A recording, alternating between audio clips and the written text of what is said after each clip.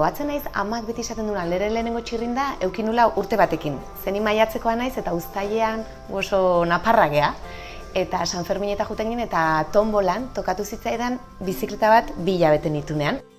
Nire etxean oso bizikleta zalea ginen, edo asko jarraitzen genituen turra, giroa, batez ere bi horiek. Nik uste Indurainek sortu zula zaletasun hori gure etxean, eta tur batzutan jarraitzen genuen, eta Parisera Maierara joan ginen. Hemen dauzkagu, etxean aurkitu ditu da nola bideo ezberdinak, urte ezberdinetako giro eta turrenak, eta gero aldizkari batzuk ere ekarri ditut, eta horrez gain, argazki batzuk, olako txapelketetan eta egoten ginenean eta ikusten, eta gainean nik gero ezagutzen omen dituen txikitan txirrindulari guztiak. Eta horretan uste lagundu ziatela karta hauek. Orain batez ere erabiltzen dut bizikleta lanera joateko.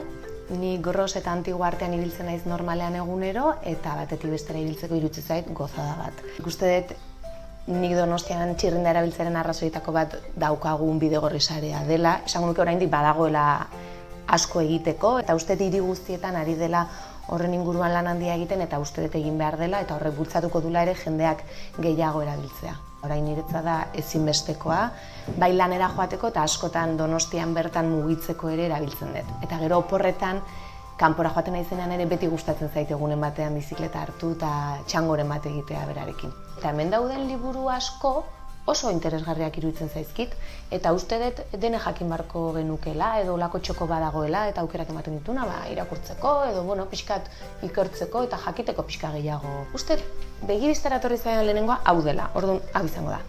Velocity, Architecture for Bikes, eta hemen agertzen dira leku ezberdinetan bizikletaren inguruan egin diren arkitektura egokitzapenak edo hirian, eta adibidez badago eta oso interesgarria ditu zait, ez dakit non Estatu Batuetako herri batean zan, makina bat, eta bertan zu konpon dezakezu edo ematen dizkizu tresnak zure txirrinda konpontzeko. Eta hori oso nahi iruditzen zait.